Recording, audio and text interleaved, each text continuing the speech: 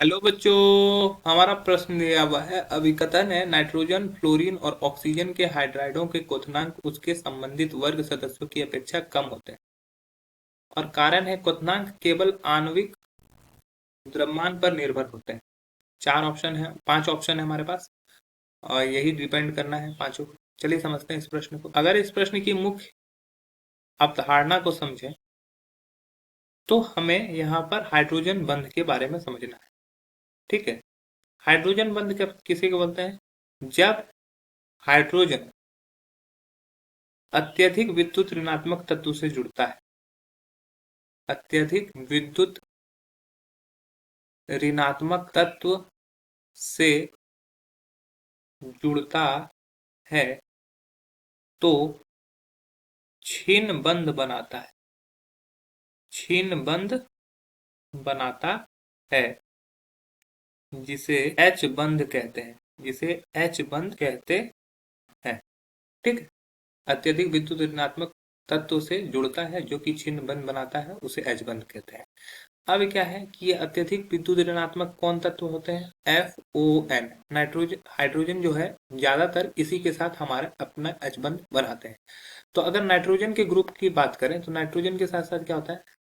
NPAS SB BI। ठीक है, और ऑक्सीजन के ग्रुप में बात करें तो OSCSCTEPO। और अगर हम लोग फ्लोरीन ग्रुप की बात करें तो fluorine, fluorine, bromine, iodine, eighty, इस तरह के तत्व रहते हैं। तो अगर बात करें ऊपर से नीचे जाने पर विद्युत ऋणात्मकता क्या होती है? घटती है।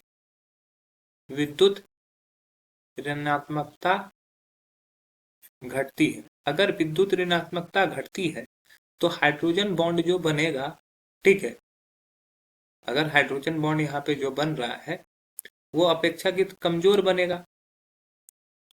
यहाँ पर हाइड्रोजन बॉन्ड अगर मान लो कहीं से बन रहा है, ठीक है, एच बंध बन रहा है, और यहाँ पर भी कहीं पर एच बंध बन रहा है, तो ये वाला स्ट्रांग होगा, ये वाला कमजोर होगा। क्यों? ये अधिक विद्युत ऋणात्मक है तो अधिक ज्यादा स्ट्रांग बनेगा। उसी तरह ओ के साथ होगा, उसी तरह एफ के साथ होगा, तो ऊपर वाला जो होगा स्ट्रांग एच बंध बनाएगा। ठीक है, अतः इसका क्वथनांक जो होगा वो उच्च होगा, क्वथनांक उच्च होगा।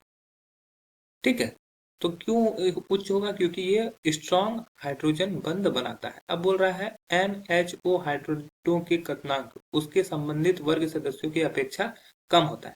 कम तो नहीं होता, अधिक होता है, तो ये हमारा स्टेटमेंट गलत है। और दूसरा है क्वथनांक केवल आणविक द्रव्यमान पर निर्भर होता है।